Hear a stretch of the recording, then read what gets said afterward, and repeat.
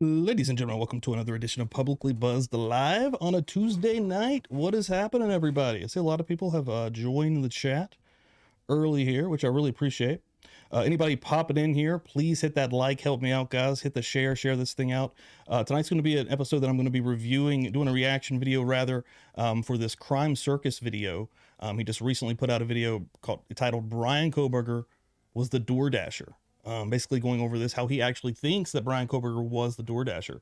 I've seen a lot of different YouTubers making videos about it.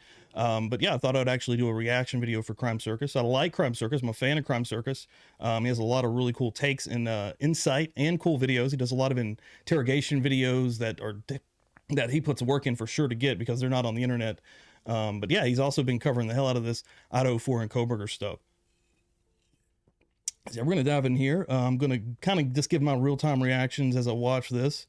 I have reviewed it, so it's not a completely new video to me, but I'm going to just kind of go over it. See everybody in here. Let me holler out some people real quick. Excuse me.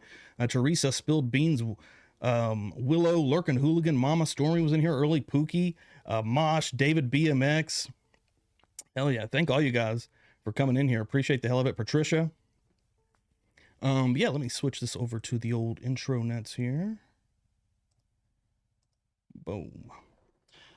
Yeah, we'll shut my things off there. We'll fix that. Like that. So yeah, this is a video that is fairly new. I believe it's 2 days old. Again, Bryan Kohberger, Drip Drop from Crime Circus, thinks that he is. What's going on, Jamie? See some people rolling in here late. Sherry. Is the DoorDasher that delivered the food for Xana. I guess you could go, and this is the channel for conspiracies, guys. So everybody is clear. Jennifer, thank you, everybody. So we're going to jump right in. This is a 25-minute video. Again, this is a reaction video, folks. Every time I do a reaction video, I always get after the fact comments saying, you know, I talk too much, but this is a reaction video Publicly Buzzed by me, Steve. So there's going to be a lot of pausing in this, so prepare. We'll jump right in here. First, I want to make sure the sound is working. And it is. This is episode number 10 in my Bryan Kohberger Moscow, Idaho investigation series. And in this video, we're going to talk about Doordash. I fully believe in my heart of hearts Bryan Kohberger is the Doordash driver, and we're going to talk all about it. Make sure you follow me on Facebook. Shout out to my long-term Patreons that have been supporting me for a... And real quick, I do want to say this real quick. In the description, this video is there, and also in this chat, the live chat next to me, it is pinned, this video as well. I want to give complete props, and you have my do a reaction video to the creator, in this case, Drip Drop, Crime Circus. Thank you again for the content, for me to be able to do a reaction video. A long time. And shout out to my brand new Patreons that have just recently signed up. I'll leave a link down below. Thank you so much. And shout out to Canada too. Sorry not sorry. Let's jump right into this video and see what I have to say for myself this time.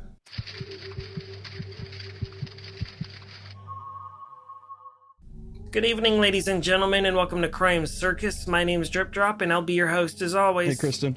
In this super special, ultra exclusive video right here on Crime Circus, we're gonna dive right in and start it with a boom. First, I'm going to give you a very brief legal disclaimer. Every single thing mentioned in this video is presumed guessing and non-factual. Anybody mentioned is presumed innocent, and any companies mentioned most likely had nothing to do with what happened in Moscow, Idaho.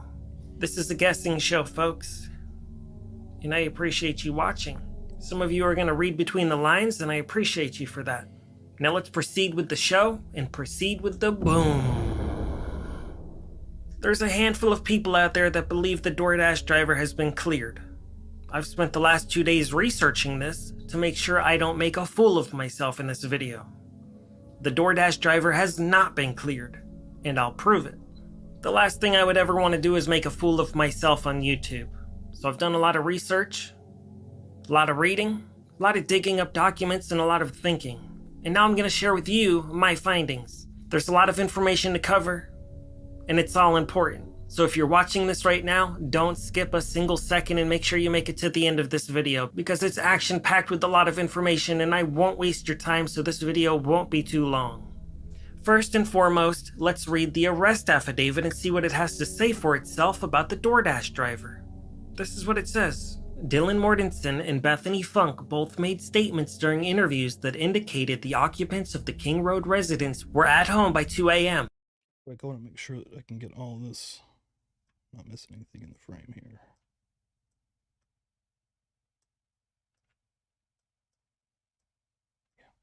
And asleep, or at least in their rooms, by approximately 4 a.m. This is with the exception of Kernodle, who received a DoorDash order at the residence at approximately 4 a.m. Law enforcement identified the DoorDash delivery driver who reported this information. Did you hear what I just said, ladies and gentlemen? I simply read what was in the arrest affidavit. But did you read between the lines and catch what it actually said? I'm going to read the important part one more time. Law enforcement identified the DoorDash delivery driver who reported this information. Some of you crime junkies out there in the true crime universe may or may not be familiar with Richard Allen from Delphi, Indiana. He's accused of making 2 young women pass away in a horrible way. He was arrested 5 years after the crime, and it turns out he self-snitched on himself immediately after the crime. He came in contact with an officer immediately after the crime and said that he was on the bridge that day. And it turns out he was wearing the exact same clothes as the bridge guy. Nobody was looking for Richard Allen, but he went to the police himself and self-reported that he was on the bridge that fateful day that those 2 girls passed away. So he's saying right here essentially that Bryan Kohberger, being the DoorDasher, was weary that, oh shit, I'm going to be on someone's camera at some point, so I need to self-report that I was there. And this is what I guess is Drip Drop is saying, basically is what tipped off the cops to maybe look Kohberger's way. And one thing I did in the actual affidavit, now granted I'm going to have to do some more digging myself, but in digging online, it wasn't too hard to find multiple times. This article right here from New York Post is from January the 6th, I believe. No, January 5th, 2023. So right after all this was after the arrest was going down. And right here, authorities noted that law enforcement interviewed an unidentified. Now, as he was saying, look at between the lines in the important word here. Authorities noted that law enforcement interviewed an unidentified DoorDasher delivery driver who shed light on the timeline and was eliminated as a suspect. Okay, so basically, this guy, this DoorDasher, who I do not think was Bryan Kohberger, did not want to get their identity out there, and for good reason. As we get a little bit deeper, I have a few more things to get into concerning this, but I did want to point that out, that you can fairly easily find at least this right here. And again, I will admit, I want to dig a little bit deeper in the actual affidavit, but even to that point, the actual affidavit doesn't have to disclose all this information.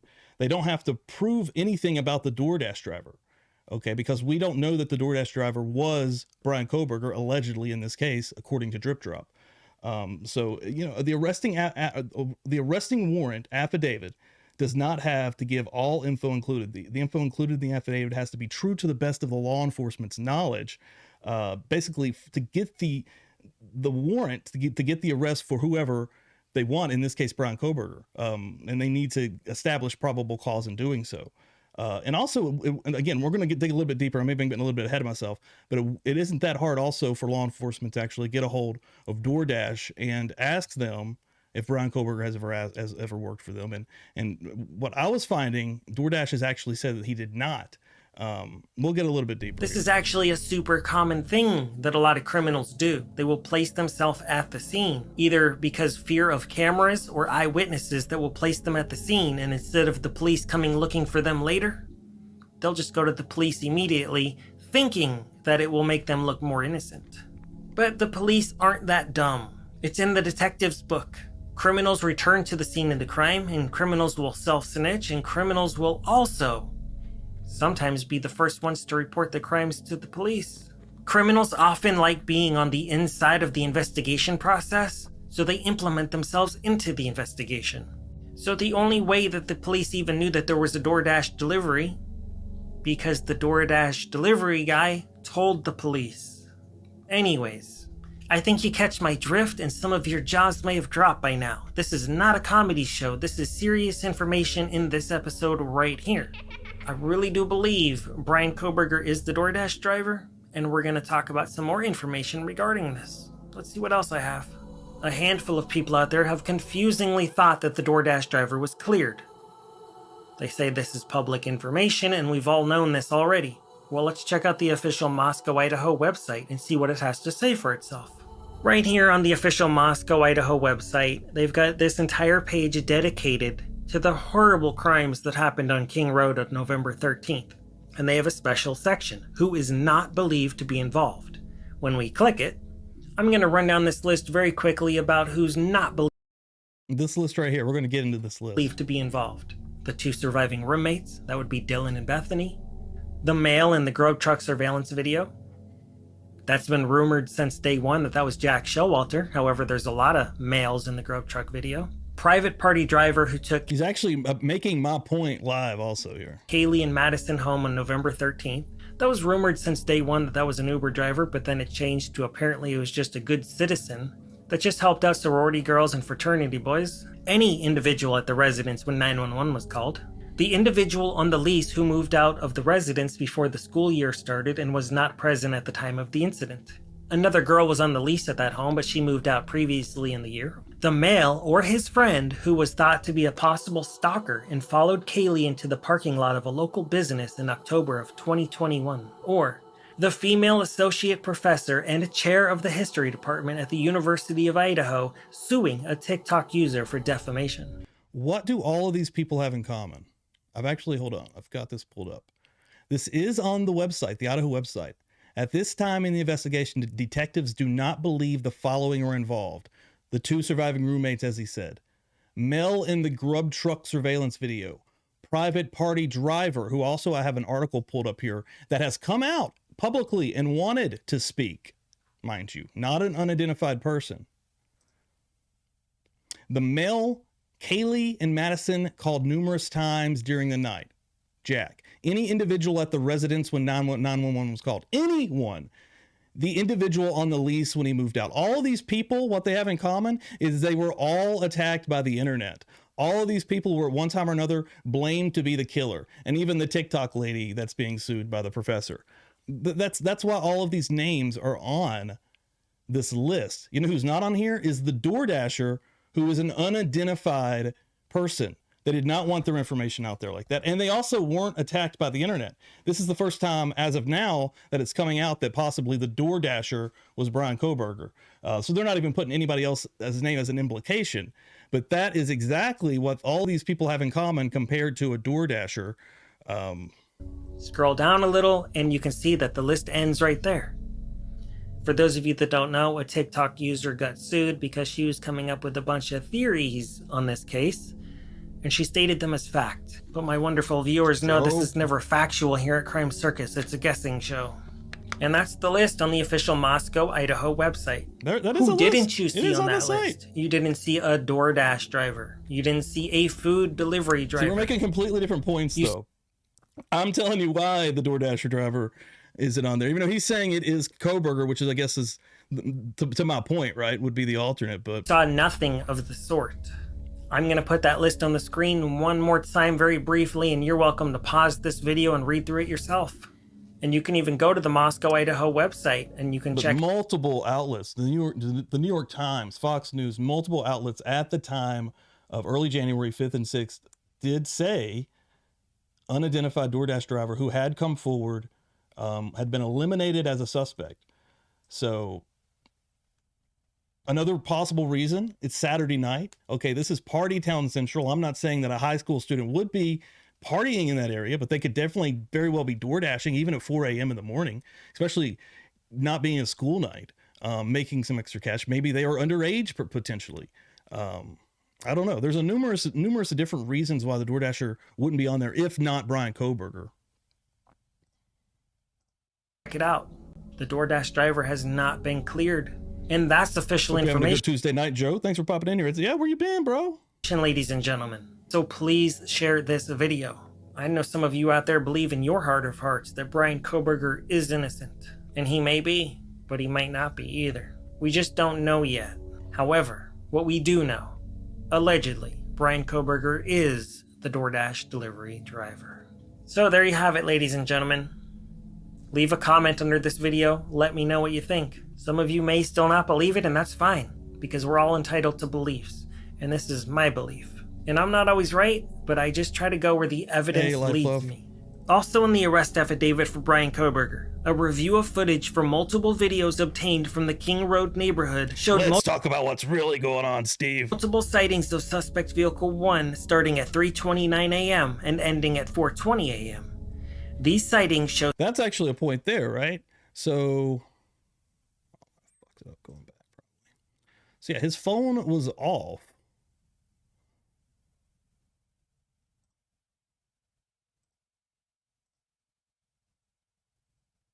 An article up here with that. Yeah, the phone allegedly used initially pinged at his apartment in Pullman, 10 to 15 minutes around 10 to 15 minute drive from Moscow to King Road.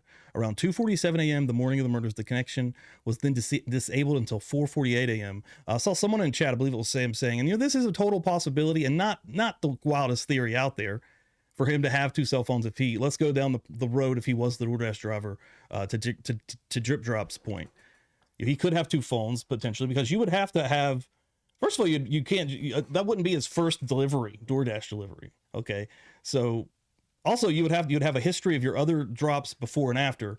You also have to document the trip there and the delivery, the drop off.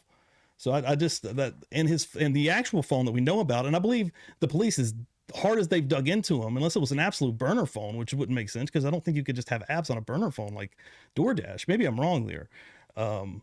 They would have found this guy's other phone, I believe. Starting at 3:29 a.m. and ending at 4:20 a.m. These sightings show suspect vehicle 1 makes an initial 3 passes by 1122 King Road residence and then leave via Walenta Drive.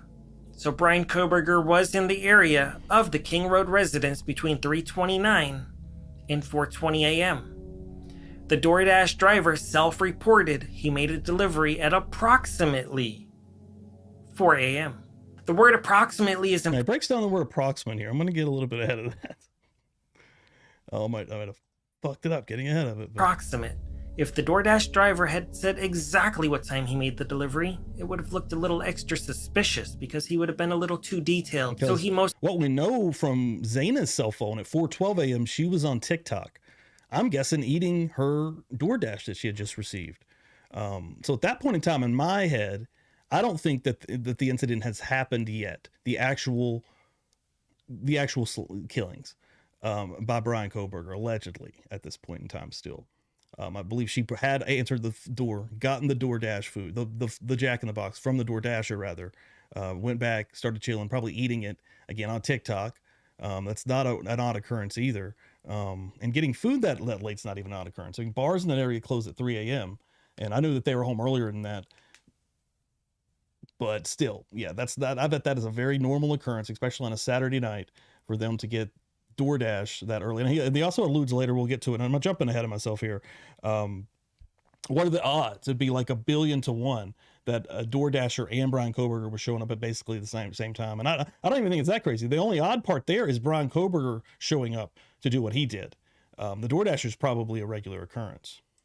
Most likely said that I made a delivery at approximately 4 a.m. because he knew that he would have been caught on camera in that neighborhood. So we know for certain on the morning of November 13th, Bryan Kohberger was in the area at the exact same time that the DoorDash driver was in the area, at approximately the exact same time that the crime ended up taking place. This really does remind me of Richard Allen from Delphi. He put himself at the scene at the exact same time that the crime happened. A video came out, and it turns out the guy in the video looks exactly like Richard Allen. A 5'4" troll that stole 2 innocent souls and destroyed so many lives. Let's proceed with these documents that I'm holding in my hand right here. I've got a lot of information on this case. The case from Moscow, Idaho. Bryan Kohberger. Let's check it out. Dylan Mortensen stated she was awoken at approximately 4 a.m. by what she stated sounded like Goncalves playing with her dog in one of the upstairs bedrooms, which were located on the 3rd floor. A short time later, Dylan Mortensen said she heard who she thought was Goncalves say something to the effect of "there's someone here." A download of Kernodle's phone showed this could have been Kernodle, as her cellular phone indicated she was likely awake and using the TikTok app at approximately 4:12 a.m. She was on TikTok. DoorDash could, the actual DoorDasher, who is an unidentified person that has been cleared, in the app, they would definitely have the exact time frame that he would have been there. So if it was 4, and they say approximate, but I bet they have the exact time. This goes back to the affidavit doesn't have to give us all the information. We don't have to get all the facts on this. And we won't until trial, and then there'll still probably be stuff that we'll never actually know if it doesn't come to light. I mean, yeah, there's so much more that we are going to eventually get into in the coming months, June 26th particularly. Wonder if she was watching the Crime Circus TikTok. Probably not, but moving on. The suspect vehicle can be seen entering the area a fourth time at approximately 4:04 a.m. It can be seen driving eastbound on King Road. And as many conspiracies and random theories that I've thrown out and talked about openly on this channel, I'm willing to debate any of them because I'm not married to any of those ideas. The multiple trips, we've went into different drug theories as a possibility of potentially for that car to be going in and out of there. As a DoorDasher, I think it would be a hell of a lot more than 12 trips. Again, being party central, and if you're regularly hitting up that area, I don't know. I've never actually DoorDashed. I would say that they probably circulate a lot of the same areas. But hell, there's probably a shitload of DoorDashers in a college town like that as well. Stopping and turning. Even to that point, like, what are the odds that he would pick up that order? I guess that they're saying like the odds of her order. What are the odds of someone ordering DoorDash that early? Again, I think that it's super possible, being Saturday night, bars let out at 3 a.m. Probably everybody's ordering. If there is, might even be contradicting what I just said. If there's tons of DoorDashers in this area, in this college town, going out all over the place all of the time, what are the odds that whoever ordered that night would be Bryan Kohberger, knowing to pick up that food and it was going to be going to that house or home? Turning around in front of 500 Queen Road 52, and then driving back westbound on King Road. When suspect vehicle 1 is in front of the King Road residence, it appeared to unsuccessfully attempt to park or turn around in the road.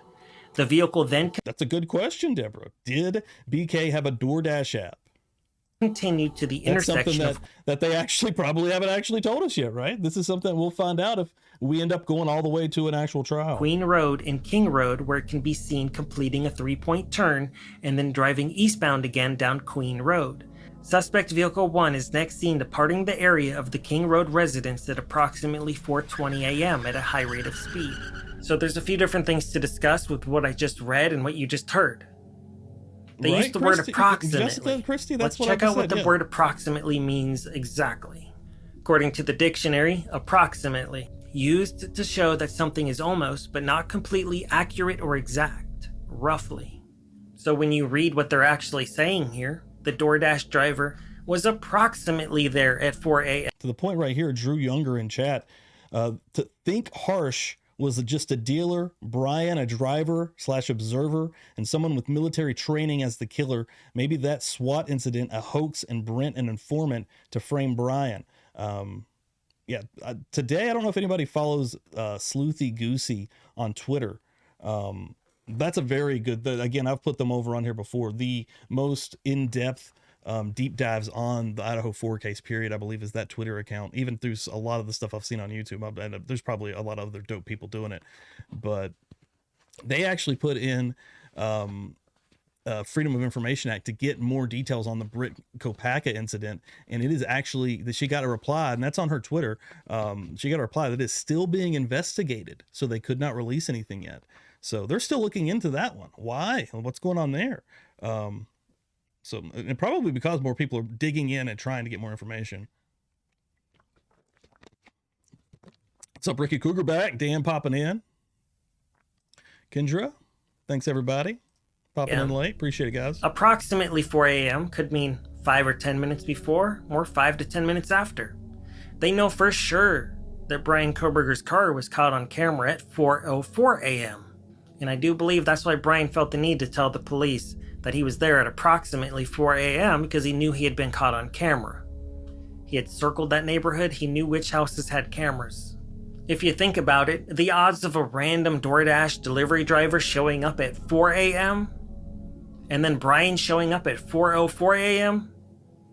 You have better odds of being struck by lightning 3 days in a row. See, I think the oddest thing there is not the DoorDasher at all. Not even a little bit out of place. Probably was there the night before. The neighbor's house the night, and the neighbor's next. You know, the endless probably DoorDash is going. There's like 6 kids that live there. And always having kids in and out. The odd part is a man coming to kill these kids. Or maybe even better odds of winning the $1 billion lotto. Keep in mind, Bryan Kohberger was already in the area at 3:29 a.m., approximately. Doordash was approximately 4 a.m. And when they say approximately, that could have been any time. DoorDash will not be approximately in the trial. Okay. Again, going back to the affidavit, I might be sounding like a broken record at this point, but yeah, it will not be approximate, because in that app, I guarantee you, they've got the actual drop off, the actual time. I don't know if I do know that when you're coming on a DoorDash, that you can track that person all the way from the restaurant to your house. So that's being tracked on a map, of course, on a GPS system. So there will not be approximately 4 a.m. when the food arrives, when they're actually getting down to the nitty gritty of it. I don't believe. Time around 4. They know for sure they saw Bryan's car at 4:04 a.m. Do you think there was a little bit of traffic going on at approximately 4 a.m. and Bryan drove by the DoorDash driver? Or is it much more likely Bryan Kohberger was basically the only car on the road at that hour on that street? I think I'm approximately exactly correct.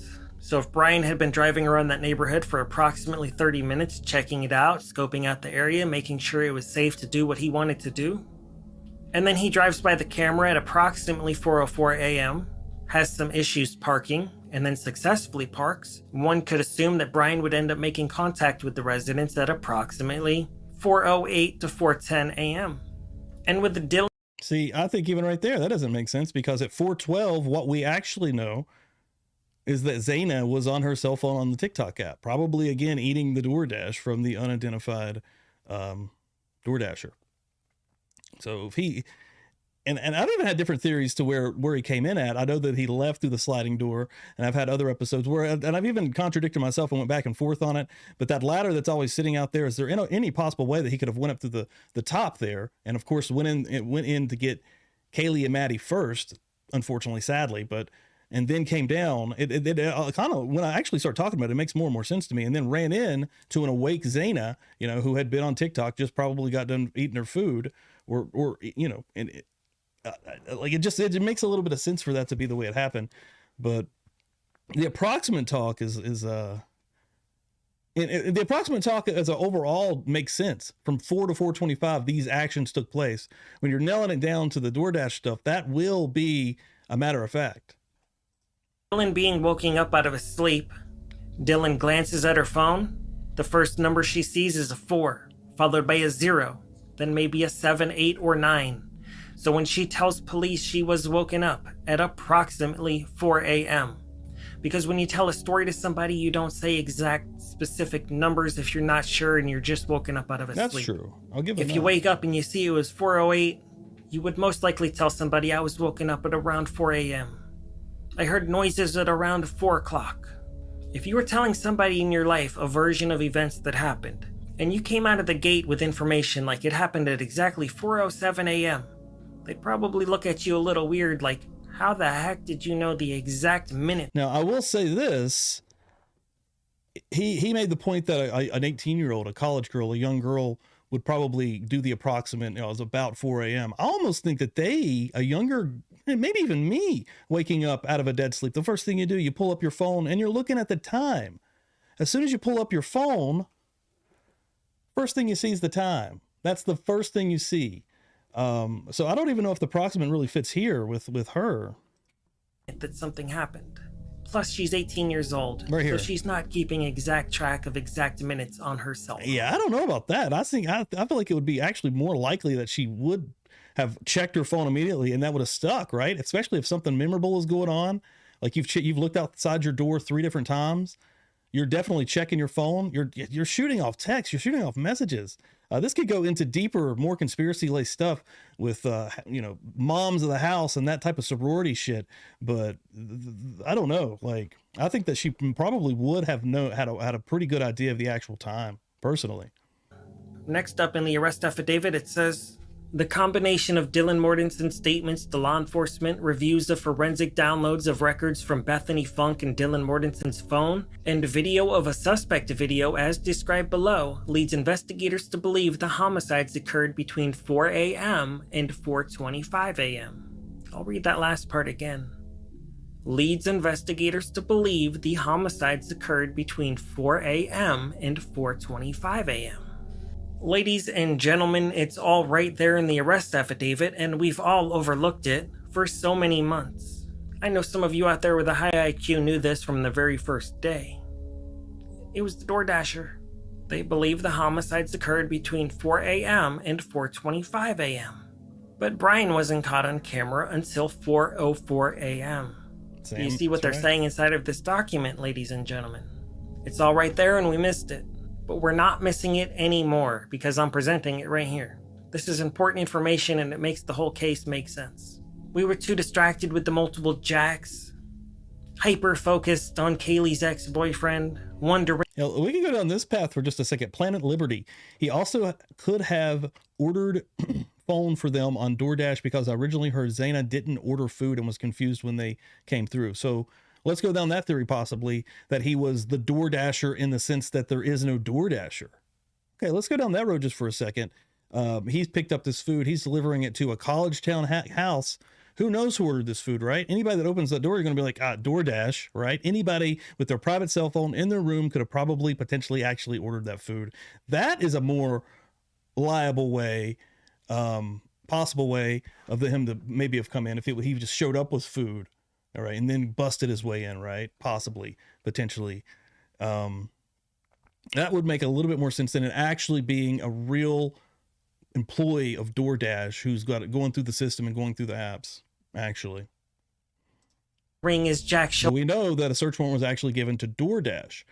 And we also have seen that a DoorDasher had come forth and was unidentified. That's the key word in all the DoorDasher stuff that we do know, that is in all the articles that I've found anyways, from 5th and 6th of January, from numerous reputable, again, mainstream media, take that however the fuck you want, but sites saying that the DoorDasher unidentified, did not want his identity out there. And real quick, while we're just getting on that subject, this guy right here, this is the person, this was the ride share, okay? He was just a good Samaritan, whatever you want to say. This is the person that actually took, that gave Maddie and Kaylee a ride home that night. He came out and wanted to speak. The private driver who dropped off Kaylee and Maddie off at their home near the university came just hours before they were stabbed. And he basically came out because I think he gave a receipt of a restaurant that he went for went to after he had dropped them off, probably in the mindset of, oh shit, this could implicate me. Maybe I want to clear my name. He also lived 1,200 feet from Bryan Kohberger, he says in this article. He says, I was surprised but exceptionally glad that some form of resolution is forming. I feel exceptionally bad for those parents in our community. He lived 1,200 feet from my door. I spent 6 weeks trying to convince my wife there was not a threat and I was wrong. The driver said, adding that his wife still fears walking their dog despite Kohberger's arrest. I thought it was too new, he said of the car. Oh yeah, right here. The driver spends much of his day shuttling people around town. So after the killings, he kept an eye out for a white Elantra. He eventually spotted it at Kohberger's apartment building on December 7th. I thought it was too new, he said, since Moscow police had asked the public for information about a 2011-2013 Elantra. However, he wrote down the car's Washington state license plate and submitted a list of 13 or 14 Elantras he had spotted sometime around December the 10th through the tip line. Which again, he's driving all over the place. So he's seeing a lot of Elantras. He lives 1,200 feet from this motherfucker. The arrest affidavit stated a WSU police officer had identified Kohberger as driving the white 2015 Elantra on November 25th. And another WSU officer saw the vehicle at Kohberger's apartment building the same day. The affidavit shows Kohberger was already on law enforcement's radar. The driver says the affidavit confirmed what he had suspected about the crime. I suspected from everything that I read that whatever happened in that house was exceptionally violent, far beyond what a scorned lover would do in regard to sheer violence. They were all nice girls. They were always polite with me. They were happy, friendly girls. In my opinion, was nothing bad about them. He said they were all good employees at the Mad Greek. So this guy was familiar with these girls. I'm hoping that they have an ironclad case. I desperately hope they have this locked down. If this guy walks, it's a shame. So, I mean, and he came forward again. Okay. The key word for the DoorDasher here is unidentified. Okay. Walter really in Africa? We were all wondering what was said to Adam. And I think that's the biggest point to draw from this list here. All these people have in common is they were all attacked by the internet. And smartly, the DoorDasher has remained unidentified. So a lot of us are wondering. However, it's right here in the arrest affidavit. They believe the homicides occurred between 4 a.m. and 4:25 a.m. But if Bryan wasn't caught on camera until 4:04 a.m., why would they say at about 4 a.m.? Why would they list 4 a.m. and not a few minutes after 4:04 a.m. when he was actually still in his vehicle? And why would they list 4:25 a.m. if his vehicle is actually seen leaving the scene at a high rate of speed at 4:20 a.m.? Certainly at the time that this arrest affidavit was written, they had checked out the camera box, the security network, and they made sure that the timestamp on that video was 100% correct. At approximately 4:17 a.m., a security camera located at 1112 King Road, a residence immediately... Jamie Marshall in chat, I got DoorDashed and they sent person's name, but it was totally different person when it was delivered. Okay. That opens up a whole new can of worms here. Immediately to the northwest of 1122 King Road picked up distorted audio of what sounded like voices or a whimper, followed by a loud thud. A dog can be heard barking numerous times starting at 4:17 a.m. The security camera is less than 50 feet from the west wall of Kernodle's room. I actually feel like, and to Planet Liberty, I would actually feel like they'd probably just take the food that through the app. I'm sure it was already paid for. The tip was already probably given if there is a real DoorDasher. I feel like that would honestly be the way to do it, sadly. In a college town to a house where people are coming and going all the time. Thanks. I'll take this. And if that was Kohberger, not an actual DoorDasher, not a hired employee of the company DoorDash, just Bryan Kohberger impersonating, hey, DoorDash is here, busts in, that weirdly makes sense, like in a strange way. But at the same time, we would need to get more information that we don't have, that is redacted from all the drops that we get from the actual original affidavit. We've seen that there was a warrant sent to DoorDash and they answered it. And I believe DoorDash actually said that Bryan Kohberger never worked for them as well. So maybe it's all getting misconstrued a little bit, you know? I mean, that's what's happening anyways. We got tips, we got clues. We're trying to pick it all apart from the affidavit and all the drops that we're getting from the arrest warrants. We don't have the full picture yet, is the sad thing about it. We're all trying to piece this thing together continuously. We'll continue to do it for another 3 months as well, probably. But a quick reminder on the layout of the house. Check this out on the screen right here. Here was Xana's room. She was in there with her boyfriend, Ethan. He's another victim in this case. We still have more information to talk about on DoorDash, but this is an open challenge for any doubters that are watching. Mosh, thanks, brother. If you don't 1 month membership, appreciate that. Don't think that Bryan Kohberger is the DoorDash driver, leave me a comment down below with what kind of car the DoorDash driver was driving and what his or her first name is. I'll let you know right now you can't win that challenge because Bryan Kohberger is allegedly the DoorDash driver. And there's a gag order on this case right now. That's why you don't know who the DoorDash driver is. People have been focused on Enon, multiple various creepy neighbors, Dylan Mortensen, Bethany Funk, so on and so forth. But who do you think the DoorDash driver is? If he was there at the exact same time frame that the police say the homicides occurred, you put 2 and 2 together, it equals 4, and it makes it so crystal clear. Bryan is the DoorDash driver. Because if he's not, that means somebody else was there at the exact same time that these homicides occurred. So the simplest answer is he is the DoorDash driver. You may be wondering why we don't know this for sure. You may be wondering why this isn't public knowledge until this video right here. The fact is, DoorDash is a $1 billion company. And if it was revealed that a DoorDasher committed the worst quadruple homicide in recent times, that could potentially bankrupt their business and put them out of business forever. I believe it's been a cover-up to save the reputation of the company, and because of the gag order, nobody can even really talk about. Yeah, I don't think this either, really. I don't think a billion-dollar company would put its reputation on the line in a situation like this. DoorDash has already had numerous lawsuits brought to them for robberies and even murder. This would not be something new. Maybe you could argue that it's such a big, sensationalized case, possibly, potentially, but that goes to the point of the gag order.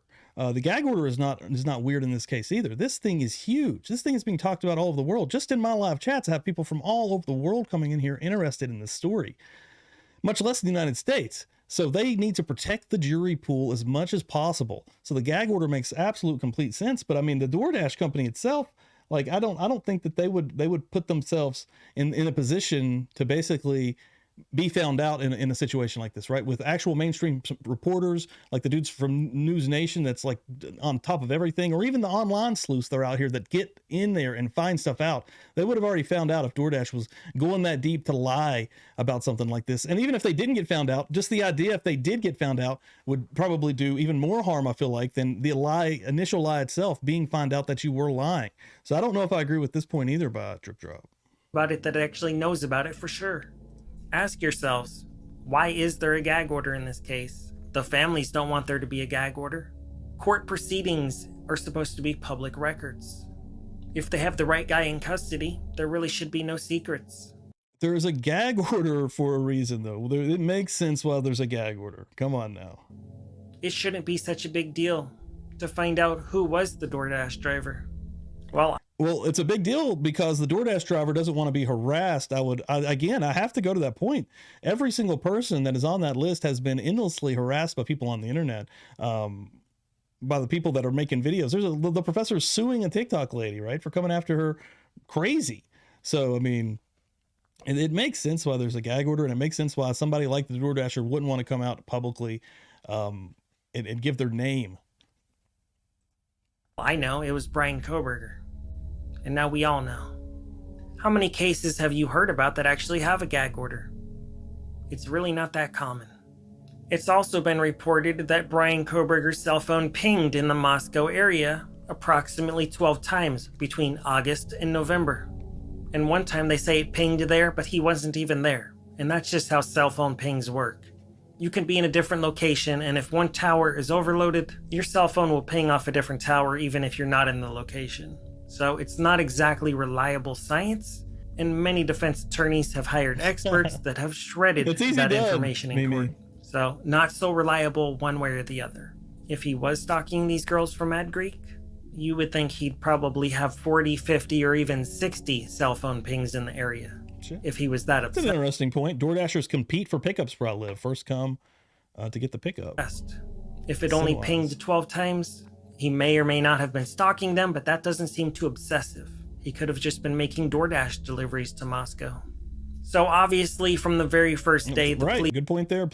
Gag order to protect Dylan and Bethany as well. There's a lot of people to protect. I know that a lot of the families, especially Steve Consalves, passionately, probably the most passionate person that's in the media light. I'm sure he's not the most passionate. The parents are equally as compassionate as Steve, but I'm sure that he doesn't want a gag order and wants to know all the details, because I know behind the scenes that family has continued to look into a lot of different clues and stuff that has been brought by many different sleuths, including online ones and YouTube creators and the like.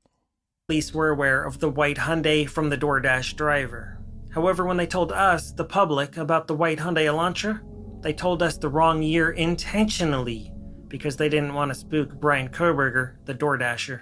So they told us to look out for a 2011 to 2013. Come to find out, Bryan Kohberger was actually in a 2015. You've got to understand, ladies and gentlemen, the police, the FBI, the world's greatest minds were working on this case behind the scenes. They had I think he's real. Liberty Babe thinks that Drip Drop is AI. Shit, the way as good as AI has gotten today, it wouldn't even surprise me. An entire team of specialized criminal behavioral psychological profiling agents. All kinds of important people looking into this. if they had revealed that they were looking for the exact car that Bryan Kohberger was in, they knew that that would have spooked him. At that point, he would have known that he was a prime suspect, and he would have destroyed evidence, and he would have had a chance to make the case against him harder to convict him.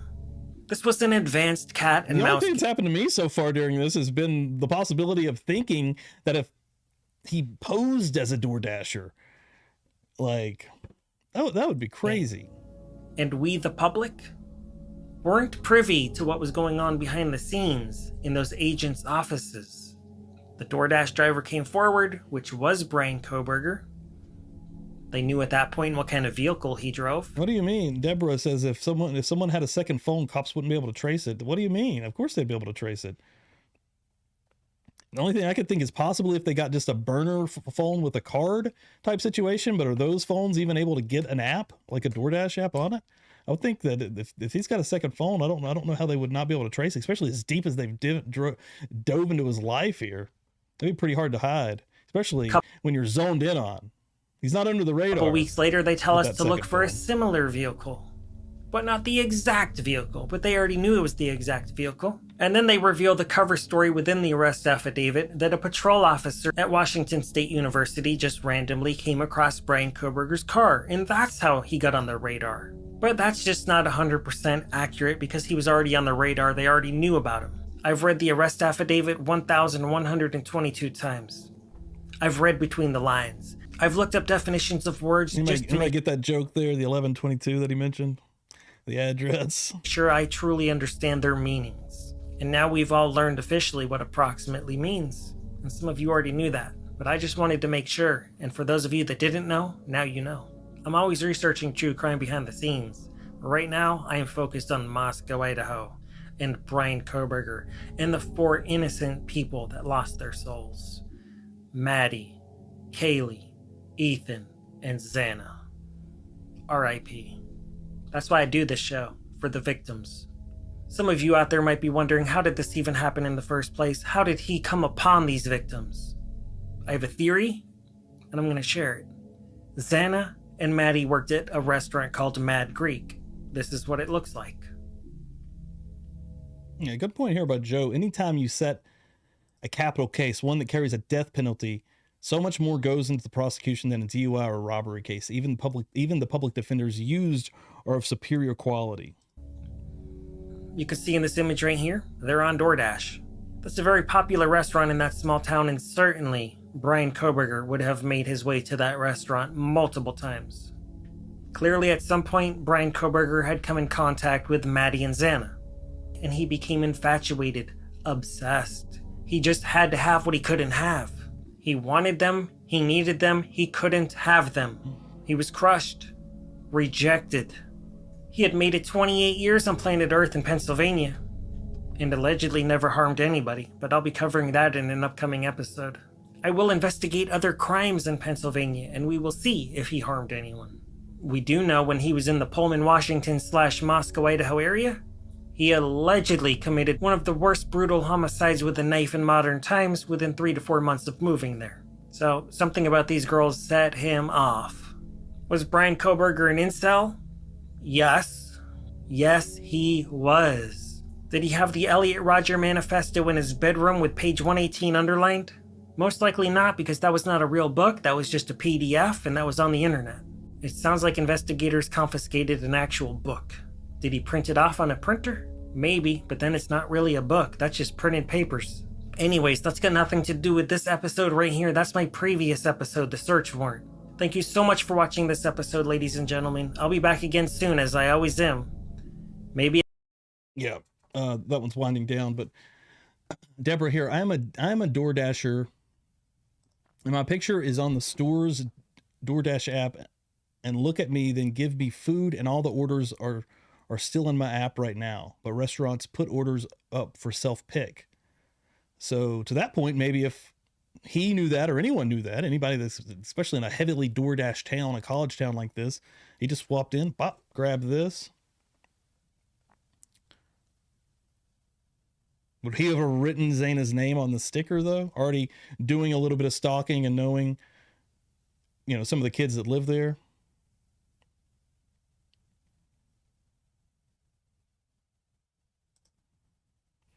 Yeah, this was an interesting video about Crime Circus nonetheless. And again, go follow him. I'll follow him. I watch a lot of his videos. He does a lot of really cool stuff. Again, his interrogation videos are usually really dope. A lot of stuff that you're not going to find anywhere else on the internet, period.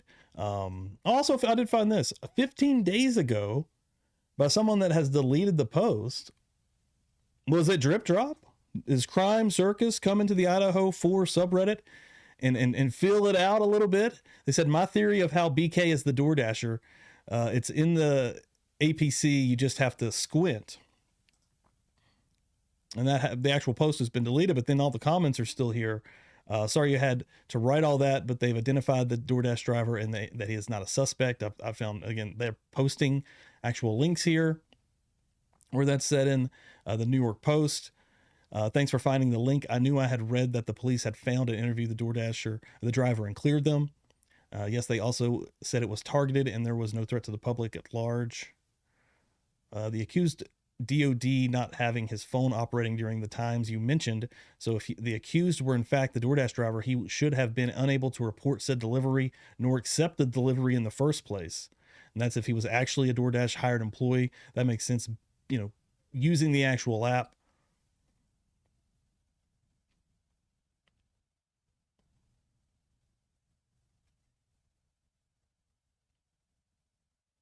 Yes, the DoorDash driver probably confirmed that the driver wasn't driving the white Elantra. Again, an unidentified DoorDasher was actually identified for making the drop-off with the food at 4 a.m., whether you want to say approximately or not. That in the actual court, in the actual trial, in the actual files, because of that app, should have a nailed down a time frame. So yeah, I just thought it was an interesting video. I appreciate everybody for hanging out and coming in here. A lot of folks hanging out in here if you're doing it. And if whenever you leave, please hit that like. That really helps me out, helps out the channel, guys. Please share this as well. Get this video out there, and subscribe. If you're not subscribed, please do so. Hit the 3 little dots on the side and make sure you have all notifications turned on as well. So you get my community drops. I drop videos all the time. I just dropped a new Buster Murdoch Stephen Smith video today, basically reading the entire letter, the 4-page letter that Sandy Smith sent to the FBI in 2016. So yeah, a lot of cool content comes on here. I stream 3 times a week regularly, randomly come on throughout the week whenever anything pops or anything catches my interest. Tuesday and Thursday nights at 9 p.m. Eastern time. Friday nights at 10:30 p.m. Eastern time. My brother Dan joins me often as well.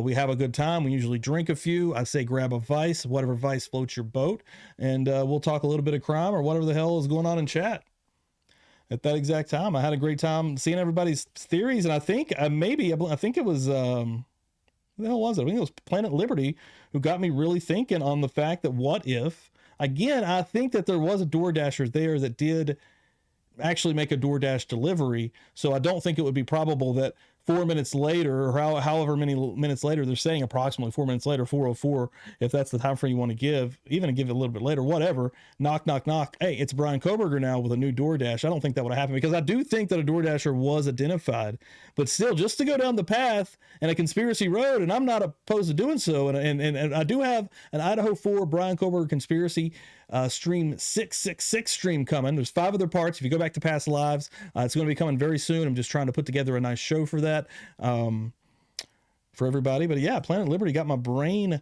thinking here today. Fat Baby Toodles, thank you.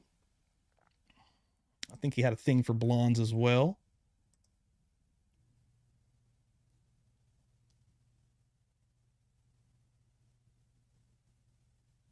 Probably for the better one too. I do believe it. Wally Nut, you believe that he was the DoorDasher. And also, people can send a gift order to a friend on DoorDash, says Deborah.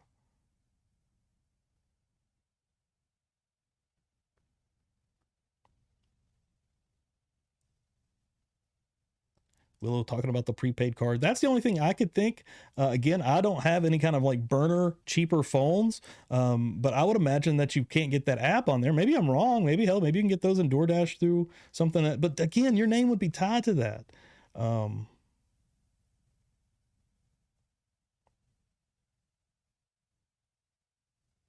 Oh, absolutely, Sylvia. No, I like Drip Drop. I think he's cool. I watch a lot of his stuff. I'll put him over all day. Again, in the chat, this video, please go show some love to the original video. And it's also in the description as well, folks.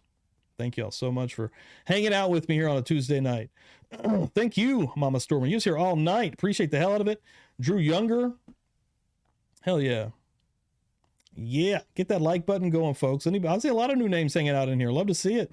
Hopefully you guys come back for some, oh man, Thread's popping in a little bit late. You'll have to watch the replay. A lot of new names. Some of you guys will pop back through for a future live. Because, yeah, we get a little bit crazy. Friday nights is usually when we get a little bit wilder. I usually cover a story, then we just kind of dive into whatever the hell. We watch a lot of interrogations in here on that night as well. Dago popping in here. What's going on, brother? Good to see you as well. Hope you're having a good Tuesday night.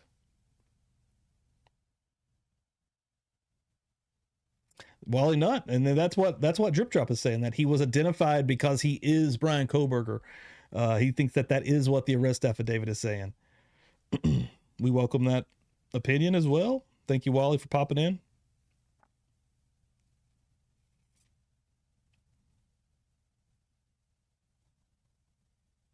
Hell yeah.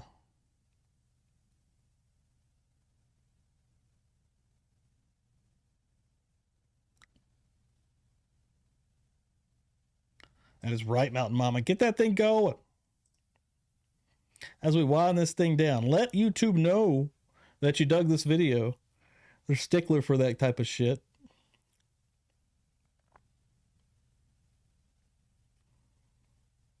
Yeah, I mean, to that point, Planet Liberty, he literally could have even sent the order and picked it up and then dropped it off. He made the order. He already knows it's there because he made the order, right? And then he's just got the idea of hey, I'm going to act like a DoorDasher and then pop in. But I'm going down the avenue. I think that the DoorDasher has been unidentified publicly. If you get what I'm saying there. As in, they don't want nobody to know who they are, folks. There you go. All orders have a paper trail with picture of driver and bank account to pay, and his tracking is on the driver's phone and DD main cops. To that point, Deborah, another person in chat, Jamie, was saying that he ordered it. They said that this certain driver was coming, and then it was a different driver. So what's that about? Is that can't be normal, right?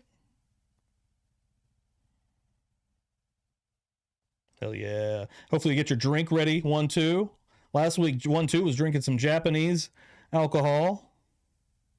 I need to get some new alcohol. I ain't got shit in the house right now. I drank up all my Crown last week.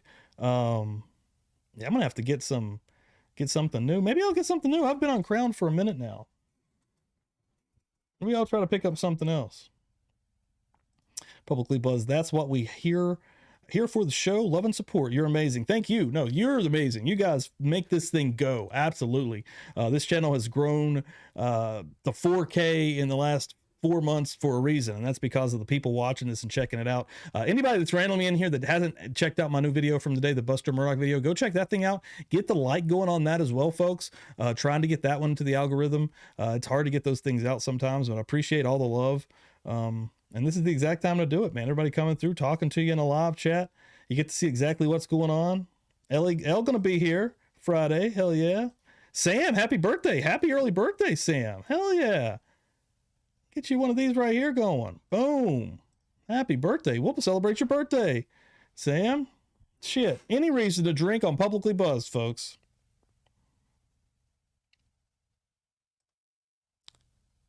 Oh, yeah, that's right. Oh, shit, that is right. You reminded me, Sylvia. We are going to be, before our live Friday, we're going to be on the Drunk Turkey show. I believe also with the Opinionated Idiot. But yeah, please check that out. Their show usually starts about 8:30. Right here. Yeah. The Drunk Turkey show, Friday night, Beards and Beers. Thank you for reminding me, Sylvia. The Opinionated Idiot, another great channel. Go check him out. I think he might even be live right now. Tell him I sent you if you go over and say what's up. And then the Drunk Turkey show, the guys that are going to be running this shit. And then we are going to be joining them as well. So yeah, please come over and, well, shit, you guys, yeah, right there. Come over and hang out. It's going to be a good time. Always is. We've been on Publicly Buzzed before. And those dudes know how to hold some guests. We'll get some drinks rocking and rolling. It'd be good. Thanks again, Sylvia. I'd forgotten. Not really forgotten, just a lot on the mind. Thinking about this live. But that will happen before my show at 10:30. So we'll probably maybe even, I know they do it members only after. If we're invited to that, we may do that, and then hopefully bring some folks over to our live. Keep this train rolling. Shit, Will about to start now. Starting early. That's what I like to hear. Lulu, you know what's up? You know what's up? Hey, I got one right here for you. Boom, just for you, Lulu. Thank you for popping in here. AZ, what's happening, brother? Or sister? I think it's a brother.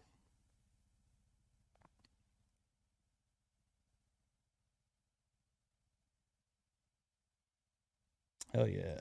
It's going to be fun.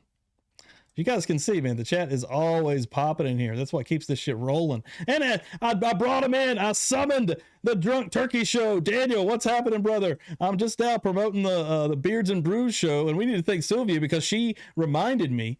So yeah, Friday we're going to be hanging out on there, and I'm excited for it. You must have heard. You must have heard through the grapevine, through the walls of the thick walls of YouTube. Hell yeah. It's gonna be good shit.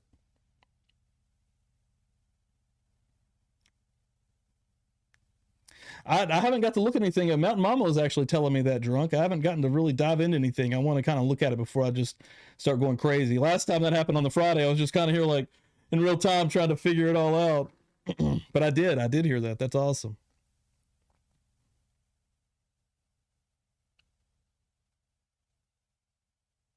Yeah, okay. Yeah, what we do, we need to get Threads to call in Friday and break down the DoorDash information for us. That's what we need to do.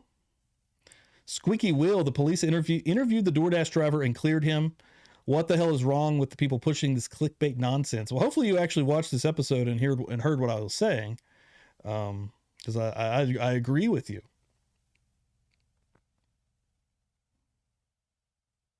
No, yes. Sylvia. I got you, Pookie. I got you. Yeah, get old Threads to call in here and explain it to us. That'd be cool. Because, yeah, I've never DoorDashed. I've had some friends DoorDash. I got you. Yeah, man, we'll get that number up. And Threads, you're going to be calling in here. You're getting called out right now is what you're getting.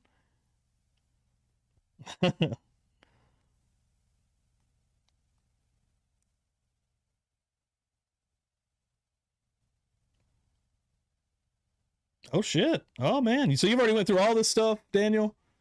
Man, you're on top of this shit. That's why you guys have blown the hell up. On it. That's cool though. Yeah, I'm gonna be probably diving in that maybe after this or maybe in the morning, but I'm not gonna lie, I spent most of my day just looking into this DoorDash stuff, preparing for tonight's show. Then when I got home, I had to fix some dinner and whatnot. Now, watch what came out like completely contradict everything I've said here tonight, and I'm just gonna have to do another show. Well, he was the DoorDasher, folks. Well, Pookie, I don't have a number set up or have it set up for the call right now. But if she would be down for that, that'd be sweet.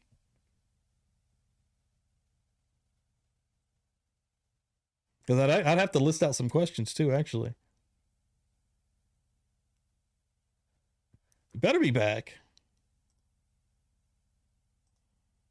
Yep, calling Threads out. Oh shit, nice. That's what I like to hear. As you know, that's right up my right up my alley. I like to go down the rabbit hole deep. I poke my head up every once in a while to see what's actually going on, and then I'm back down into the rabbit hole of insanity that is this case. I get a kick out of it. There's a lot of madness out here.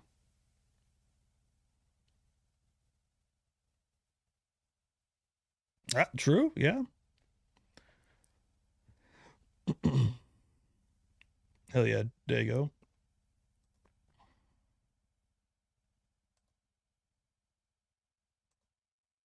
The rabbit hole, folks. Now that's where I spend the majority of my time at. Oh,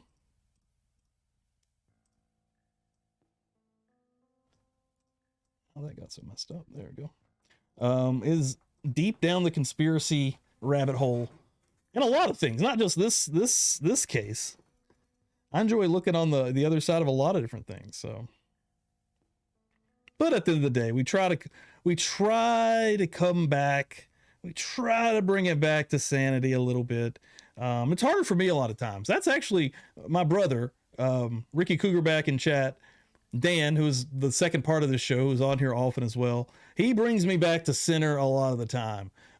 He will bring me back because I can go off and I can get lost down the rabbit holes or down the long trails of insanity pretty regularly. But he'll kind of bring me back into sanity from insanity. Actually, he's really good at that. That's why I love having him on this channel and show also. For that very reason, he can kind of bring me back to center.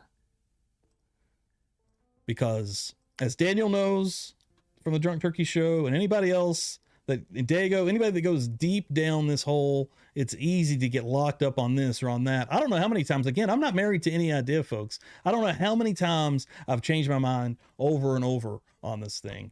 And yeah, and some of the crazier conspiracy side and wild things I go down, a lot of times I'll get hung up on that. I'll get snagged up on something insane or something weird.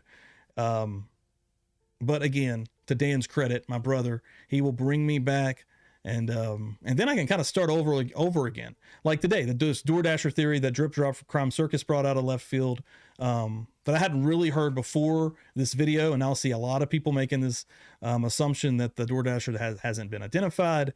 You know, I don't know.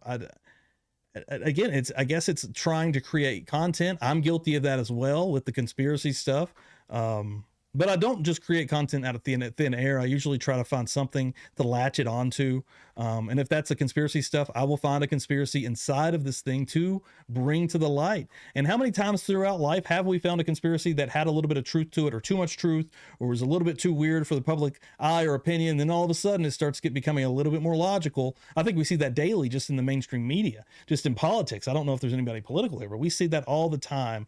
And it doesn't have to be political. It can be an array, a variety, a number of things, topic-wise, that conspiracies can rear their ugly little heads, and then all of a sudden, everybody's questioning their own sanity because the wildest thing that old dude in the corner over here was saying that nobody wanted to talk to, that was screaming from left field, all of a sudden he's sounding a little bit more logical, just a little bit more likely that it's possible. So I don't know. I'm on a little bit of a tangent here. Yeah, Ricky got the night off tonight. He's going to be back for Thursday, I'm sure. Yeah, his schedule doesn't work out to Tuesdays, unfortunately.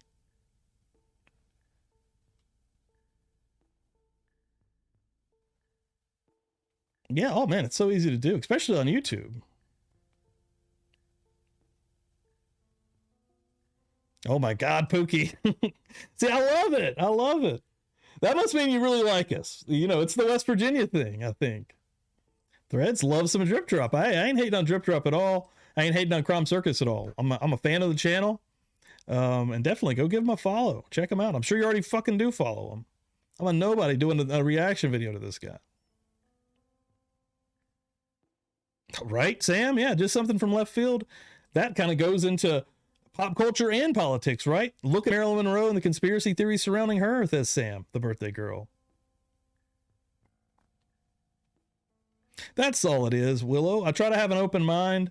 And in today's world, that's hard to do. Even coming into the Idaho case in the true crime community, it was weird at first because a lot of people, and they still do it. They create these camps. Everybody wants to be in a camp of this or a camp of that, or you shouldn't say this or you shouldn't do that.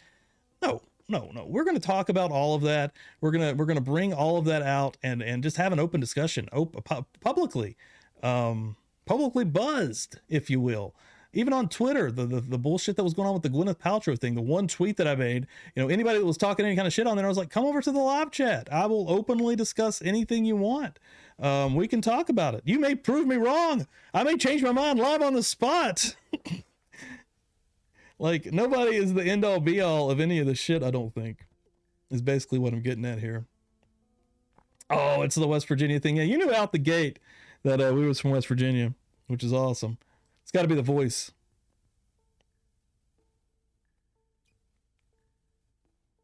But yeah, please, Friday night, about 8:30, 8:35, Drunk Turkey Show. Go give them, go subscribe to them if you're not. Again, I'm sure you are. A pretty big channel here on YouTube. I say it every time. Couldn't thank them enough for thinking of us and having us on. Again, we'll be on there with the Opinionated Idiot. Go give him a follow. Again, a guy coming up the ranks here, same as me, trying to make this thing work. And yeah, we've all got beards and we all like brews. We all like beers. We're all going to be hanging and banging that night. And that's going to go directly into my show, Friday Night Live. About 10:30. You know, there ain't going to be a hard time frame on that because of being on Drunk Turkey, but as soon as that ends, hopefully I can pull some folks over from Drunk Turkey. Hey, come over, hang out, let's chill out on my channel for a little while, and we'll see what happens. If you're leaving, if you're heading out the door, please hit that like. That really helps me out. One more time, guys, I'm about to shut this thing down. Thank you everybody for being in chat tonight. You made this thing fire as hell per usual. Yes, right here. Kristen, thank you for coming through and modding tonight. Same as you, Ricky Cougarback, Dan, my brother. And yeah, we'll do this thing Thursday night at 9. If I don't come on tomorrow night, if something doesn't pop off, who knows? But keep that in mind for now. Thursday night at 9, Friday night, Drunk Turkey. And I'm going to turn this thing off right now. But thank you all for hanging out. I appreciate the hell out of it. Hit that like as you leave.